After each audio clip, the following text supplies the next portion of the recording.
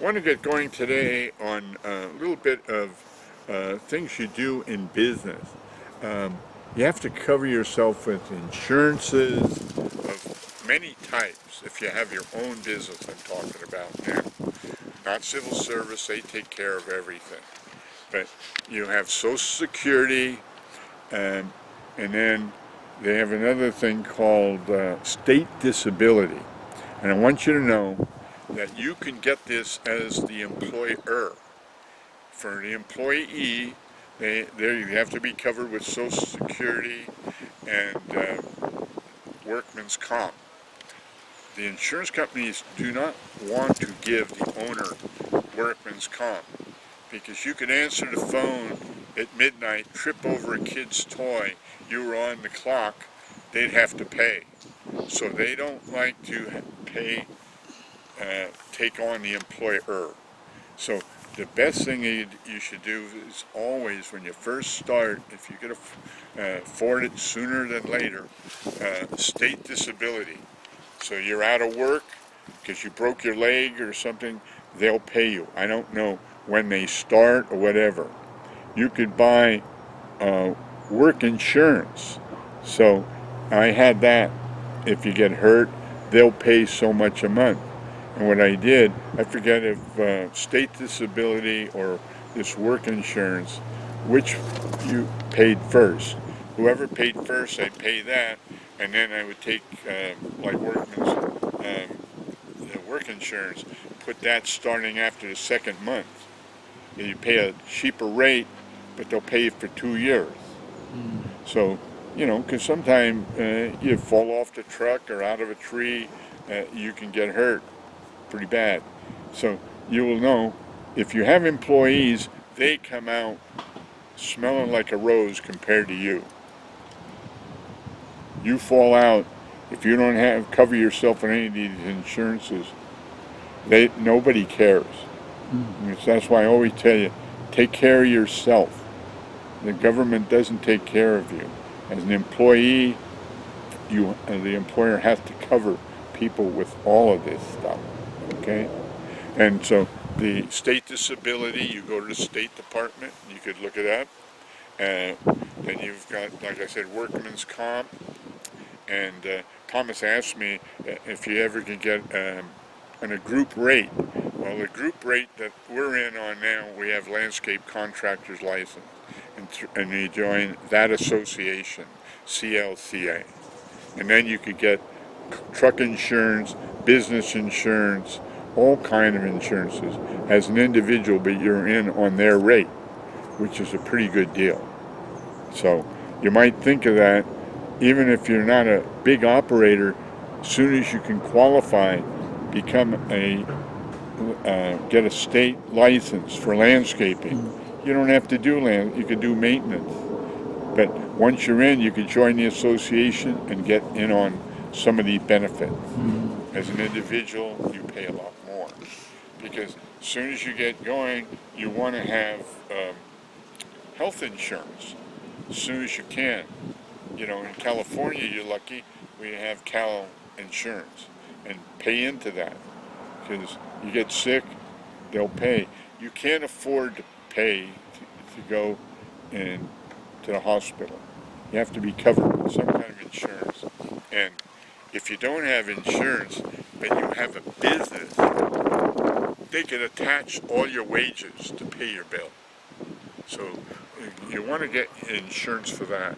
Another one, insurance you have to get covered on sooner than later, is your public liability, which means you break a window when you're doing some work. A little kid falls on your tools. All of this is public liability insurance. If you ever, in other talks we talked about self-employed and working for homeowners, one I didn't cover was commercial work. If you do commercial, they mandate that if you have employees, you have to have proof of insurance for workman's comp, state disability, and public liability. You have to have that. And they ask for your insurance number and everything, and they check you out. So that's kind of something you got to look out for if you do commercial work. You put a bid in, you have to give them all that information. So if you don't have a lot of commercial work and you're not covered with insurance, maybe don't take commercial.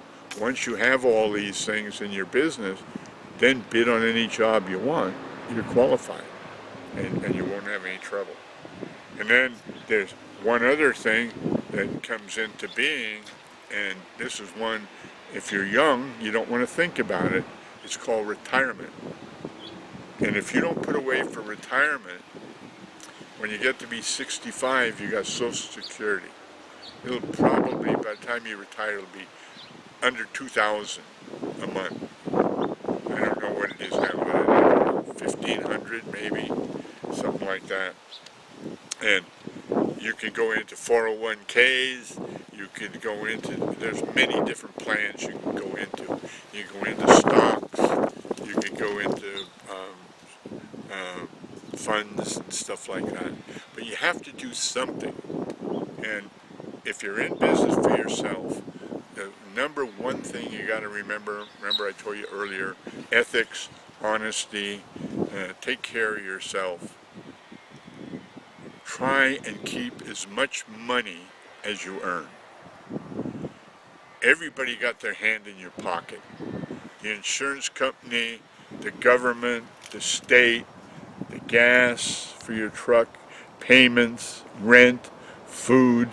So this is why you have to have your right income. What does an income? Because like when you go to work for the city, a lot of people, I don't know, Thomas, what do they pay about now? I don't know, 55,000 a year? Or yeah, something like that. You know, as a gardener, probably like 50, 55. Yeah, you know, and going on up. That's not a lot of money, you know, in today's market. And how can you put away? But put away as much as you can. And I hate to say this, but don't be frivolous. Get frivolous when you got it made. When you have a lot of income, a lot of good accounts, or you're all insured and incorporated or whatever you want to do with your business. That's when you can splurge a little bit, Gus? Yeah. Just a little bit, though. Yeah. Not much. Yeah, you want to be frugal all your life, and that way when you get older, you can relax a little bit. Because you don't know the way inflation goes. What we did in our thing, we bought some stocks, didn't too much, we bought property. Our family believes in property. You know, it depends what your philosophies are. You know, we have some gardeners, they're really big into the stock market. You know, that's up to you. And some people are into property. You can't put it in a bucket in the backyard. Because with inflation, it's worth nothing. And right now, if you ever look at the bank interest, it's zilch. There's no interest. So that's why a lot of people say, why save?